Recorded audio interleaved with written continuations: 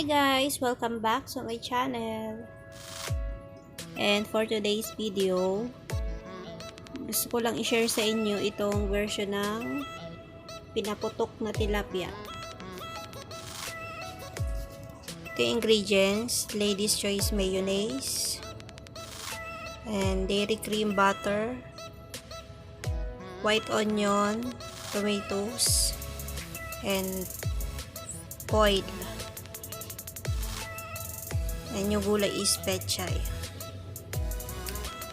Itong fish, nilagyan ko na siya ng asin.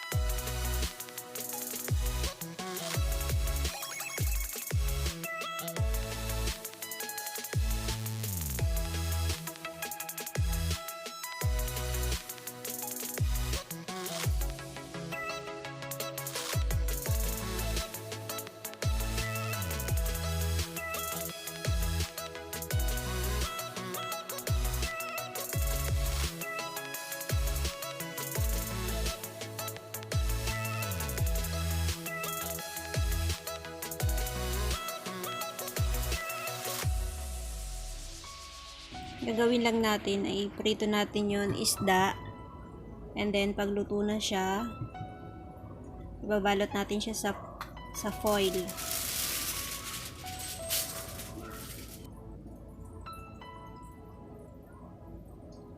Like this.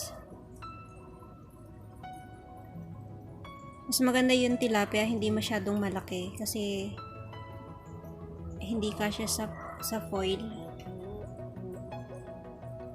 Konting gulay lang yung mailalagay mo.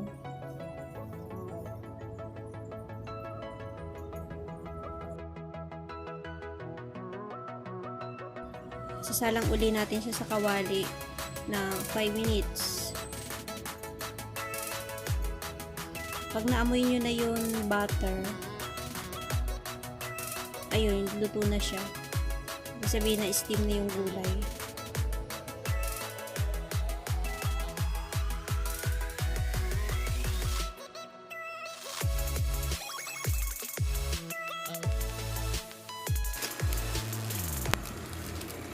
Ito yung problema pag malaki. Bumubukas siya. And kaunti lang yung gulay na mailalagay mo. Make sure guys, yung foil na gagamitin nyo is matibay. Kasi may foil na madaling mabutas. Hindi yan pwedeng mabutas. Susunog yung ilalim.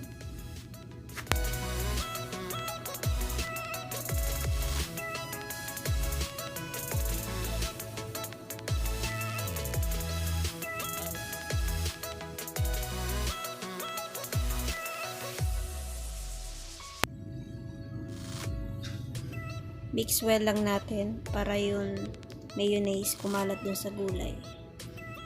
Kung sa tingin nyo kulang pa yung mayonnaise na nilagay nyo, pwede nyo pa naman siyang lagyan.